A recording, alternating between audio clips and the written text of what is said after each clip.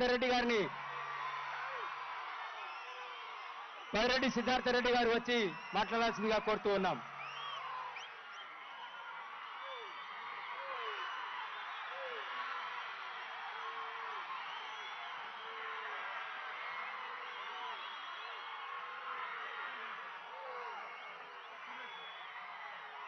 ఈరోజు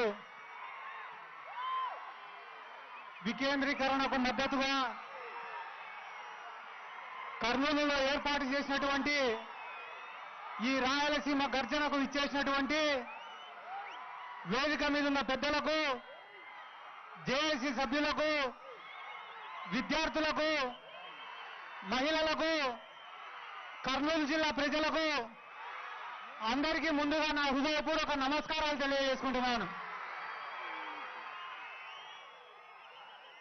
రాయలేలిన రతనాల సీమ మన రాయలసీమ. వర్షాలు పడితే వజ్రాలు ఎరుకునే ప్రాంతం మన రాయలసీమ. ఈరోజు ఈ రాష్ట్రంలో రాజధాని అడిగే హక్కు ఎవరికైనా ఉందా అంటే అది రాయలసీమ వాళ్ళకే. ఎందుకంటే శ్రీభాగ ఒప్పందం ప్రకారం మన రాయలసీమకు రాజధానిని ఇస్తానని చెప్పినారు. కర్నూలులో ఉండే రాజధానిని తీసుకొని పోయి హైదరాబాద్ లో పెట్టినారు. మన వెనకబాటుతనాన్ని చూసి మనం నష్టపోయిన ప్రాంతం అని చెప్పి ఈ రోజు మన రాయలసీమకు రాజధానిని అడిగే హక్కుంది. ఈ రోజు పొద్దున లేస్తేనే ప్రతి ఒక్కరు కూడా టీవీలలో, పేపర్లలో చూస్తున్నారు. రియల్ ఎస్టేట్ వ్యాపారం కోసం భూములు ఇచ్చిన అమరావతి రైతులదే త్యాగమైతే శ్రీశైలం ప్రాజెక్టు కోసం 55,000 ఎకరాలు ఇచ్చినా మనది త్యాగమా కాదా ఒక్కసారి ఆలోచన చేయండి. శ్రీశైలం ప్రాజెక్టు నిర్మించి ఇప్పటికి 40 సంవత్సరాలైంది. 40 సంవత్సరాలు అయినా కూడా ఇప్పటికీ 98 జీవో ప్రకారం ఉద్యోగాలు కావాలని చెప్పి పోరాటాలు చేస్తున్నారే, మనవి కష్టాలు కాదా ఒక్కసారి ఆలోచించుకోవాల్సిన అవసరం ఉంది. ఈ రోజు ప్రతి ఒక్కరు కూడా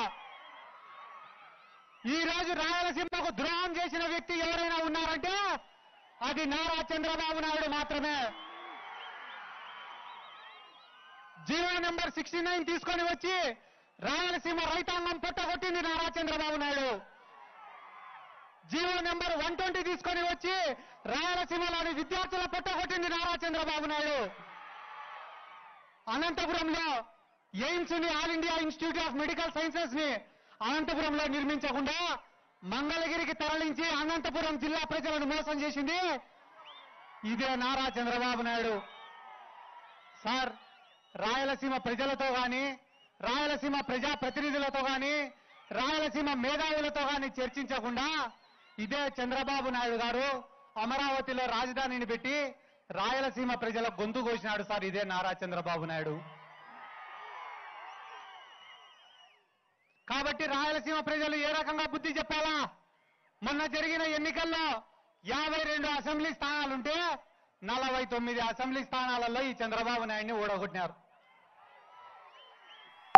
మొన్న కర్నూలుకు వచ్చి పోయిన మాట్లాడిన మాటలకి ఈసారి మిగిలిన 3 స్థానాలలో కూడా ఈసారి ఖచ్చితంగా నారా చంద్రబాబు నాయుడు గారిని. ఈరోజు ఇంత గొప్ప వేదిక నుండి ఇన్ని వేల మంది సమక్షంలో మన నాయకుడు ముఖ్యమంత్రి జగన్మోహన్ రెడ్డి గారికి ఒక విన్నపాన్ని తెలియజేస్తున్నా. సార్, ఈ రాయలసీమ ప్రాంతం నుండి ఎంతో మంది ముఖ్యమంత్రులు ఉన్నారు సార్. నీలం సంజీవ్ రెడ్డి గారు కానీ, దామోదరం సంజీవయ్య గారు కానీ, కోట్ల విజయభాస్కర్ రెడ్డి గారు కానీ, చంద్రబాబు నాయుడు గారు కానీ, వైఎస్ రాజశేఖర రెడ్డి గారు కానీ,